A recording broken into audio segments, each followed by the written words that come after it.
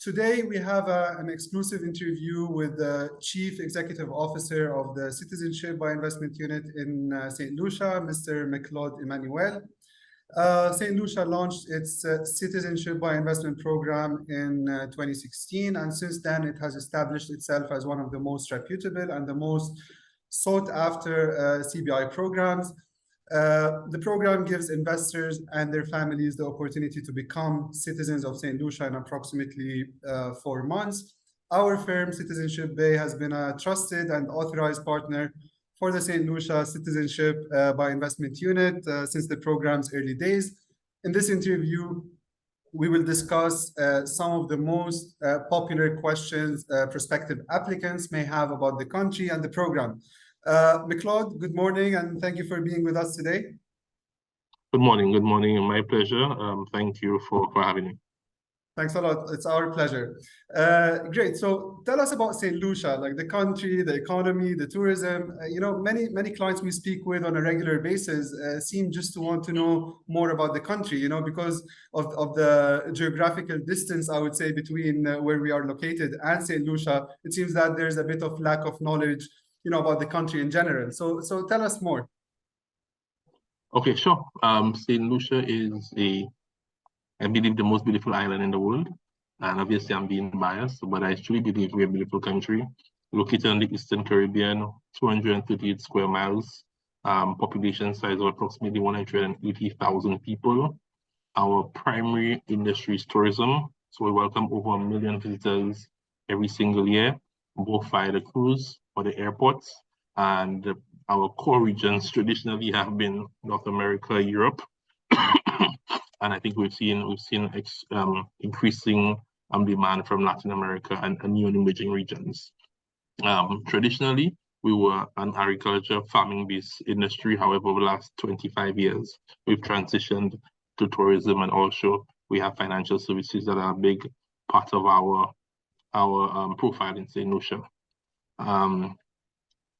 With regards to other beautiful facets of our island, our independence is celebrated on February 22nd every year. So this year we turned 44. So we found our independence on February 22nd, 1979. We also have 2 Nobel laureates, one in literature with Sir Derek Walcott, and another in economics, Sir Arthur Lewis, both are Saint Lucians, and we have the record for having the most Nobel laureates per capita. So in addition to this, we also have beautiful greenery, beautiful beaches, beautiful properties, strong brands in Saint Lucia, beautiful industrious people. We have access to all of the major cities. So we have direct flights each and every day to Miami, to Charlotte, to New York, to Atlanta, to the UK. And also we are stone's throw away from even the Middle East and other territories. So I believe Saint Lucia is an ideal territory, well placed, and can surely accommodate the needs of any particular person who wants to come here and settle. Amazing. That's a great introduction to a great country. Thank you so much. Great. So moving on, Mc Claude, why should investors choose Saint Lucia's CBI program in particular? There's no shortage of options for investors, obviously, but why Saint Lucia in particular? Okay, I think a few things. The integrity of a program also gives the integrity of a passport. And Saint Lucia's program has been dubbed one of the most honest, one of the most robust programs in the world. We do not compromise on our due diligence. We ensure every applicant who is desirous of being part of our family is screened, is thoroughly assessed, and when we are granted, we ensure we grant persons who we believe can add value to our country, and for sure not put our brand into any disrepute. So I think the integrity is first and foremost. Also, whilst not everybody who applies for citizenship is desirous of moving to a country, we do believe that Saint Lucia has many properties and many attributes that one may see fit or valuable to even moving to Saint Lucia or doing business in Saint Lucia. We have a very favorable financial services sector. Our ease of doing business is in the upper tier, particularly in the region. We have a readily available skilled workforce, which is always important. And obviously being close to the major cities for shipment, for logistics, it also helps.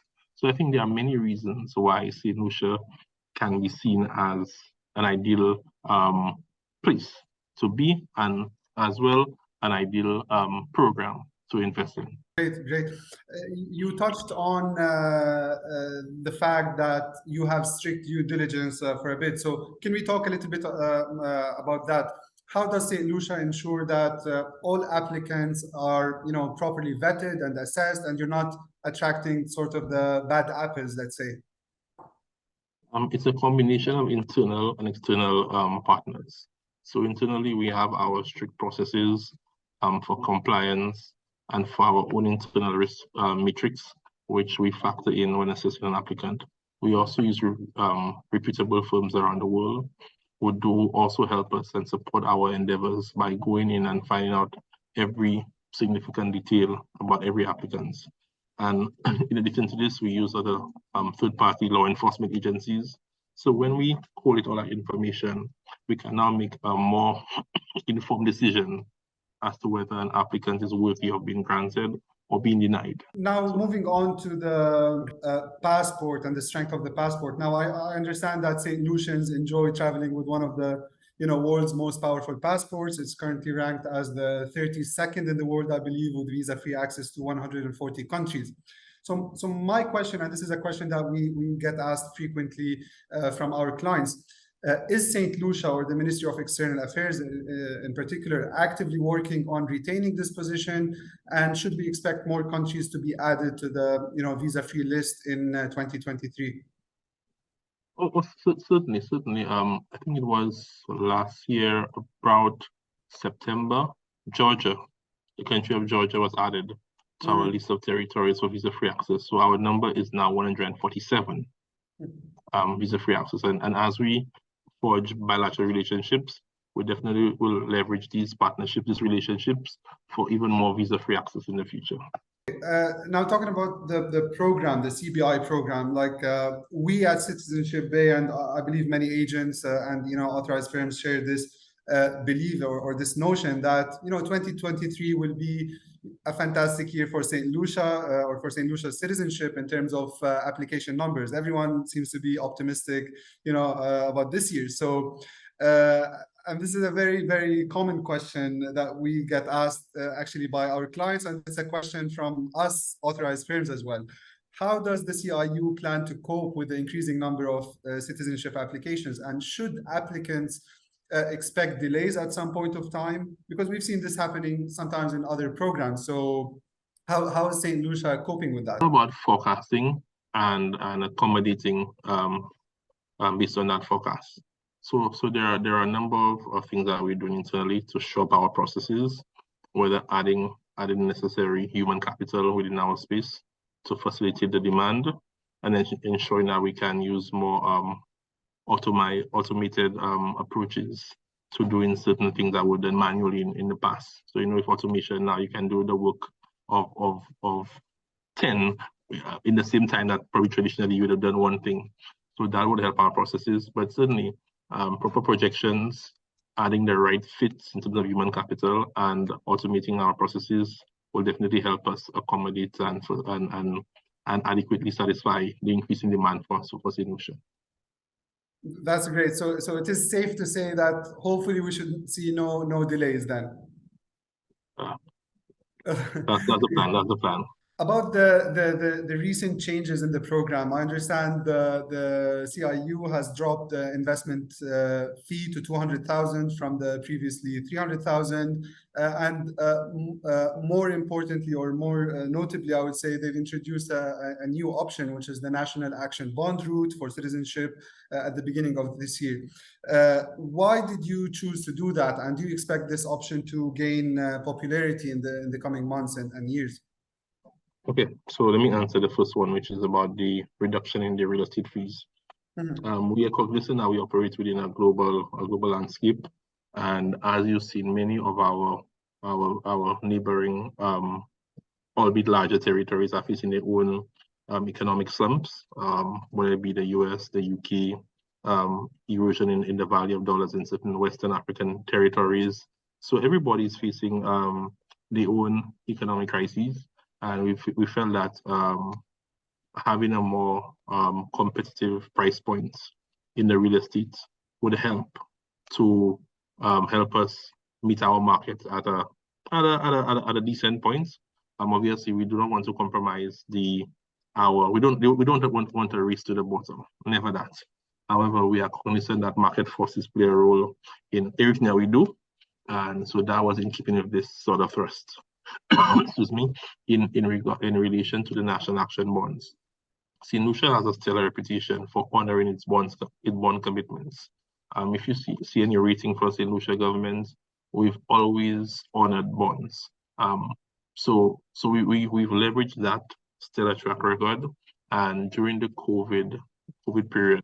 So let me just give you some historical context. So the bonds were initially $500,000, and during COVID, where you had purchasing power eroding because persons were not working, and basically there was a pause in all economic activities, we introduced a COVID-19 bond, which was 50% of that previous amount. So there were two tiers, $250,000 and $300,000. This lasted for approximately almost 2 years, or at least 18 months, and expired in December 31st, 2022.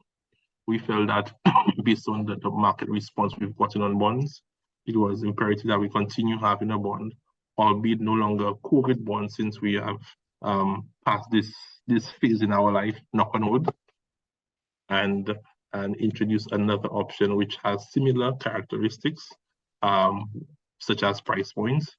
With the COVID-19 bond, the higher tier was $300,000. With our new national action bond, we have maintained that price point, and we have an attractive administrative fee. Previously, the fees would vary on the number of family members that you have in an application. With our national action bond, we have a standard fee.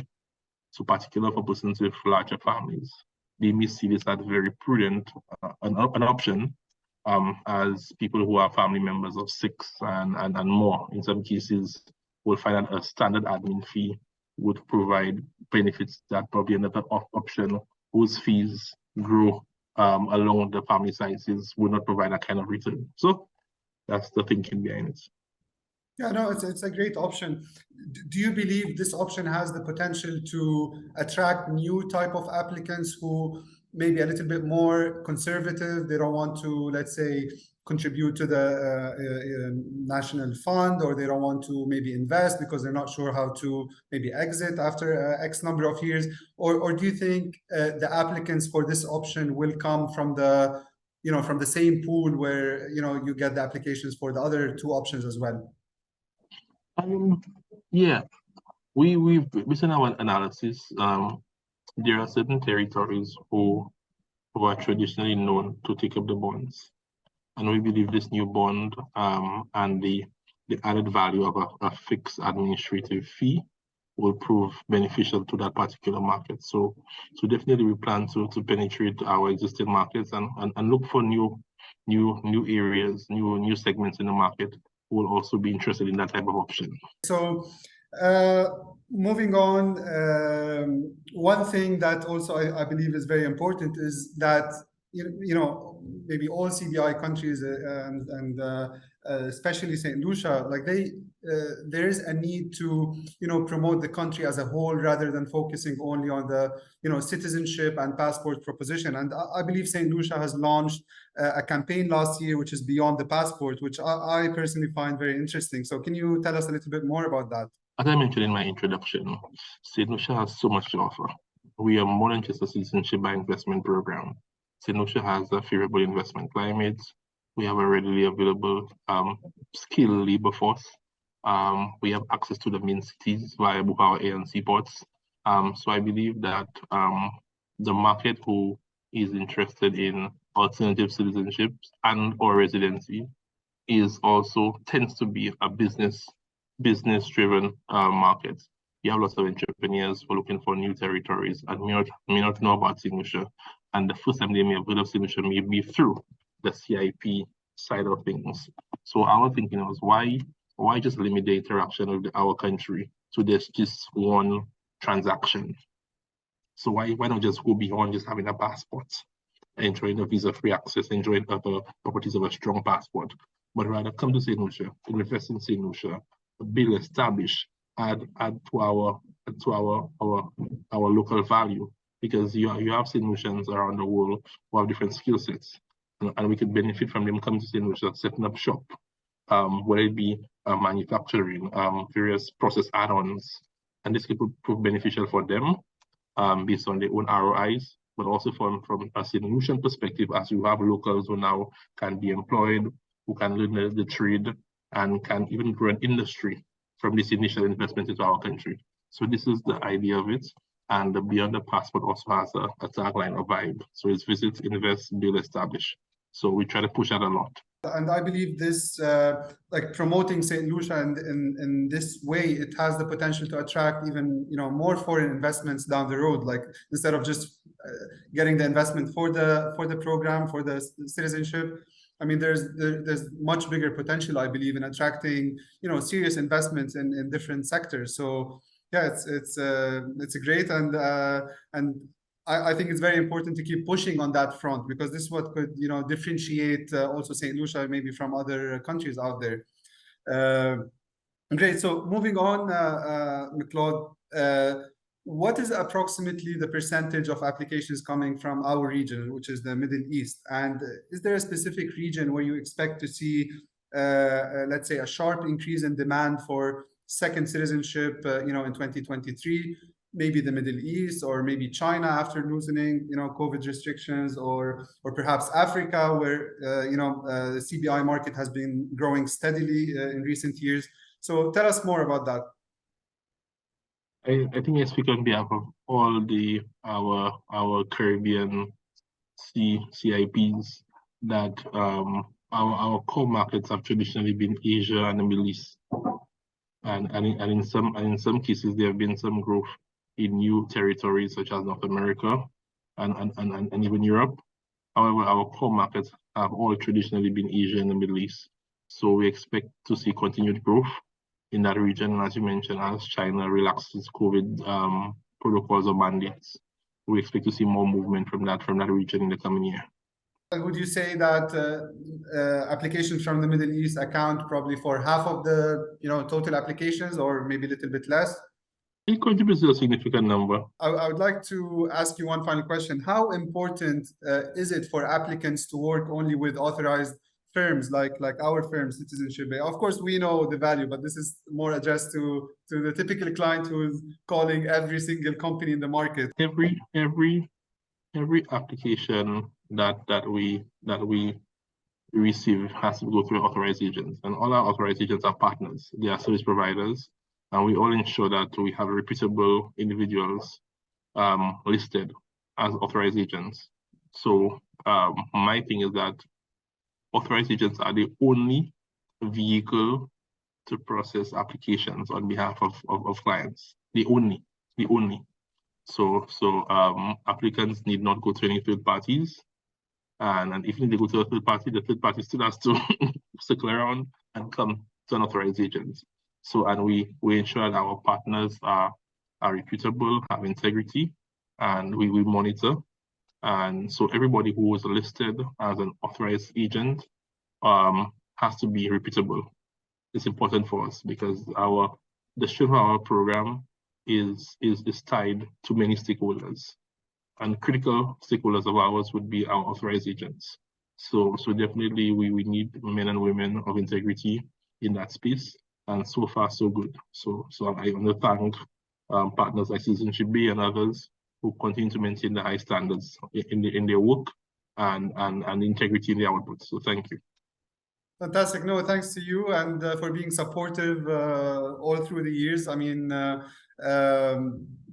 this is something that we always feel that we get the support that we need from from the CIU and whenever we need anything. So thanks to you. I think this is it from our end. It's been a pleasure having you with us today, Mc Claude. I really appreciate it, and I wish you a great day and a very successful year ahead. Thank you so much. I appreciate having me. I look forward to future discussions anytime. Thanks a lot. We'll talk to you soon. Thanks a lot. Bye bye. Yeah. Thank you.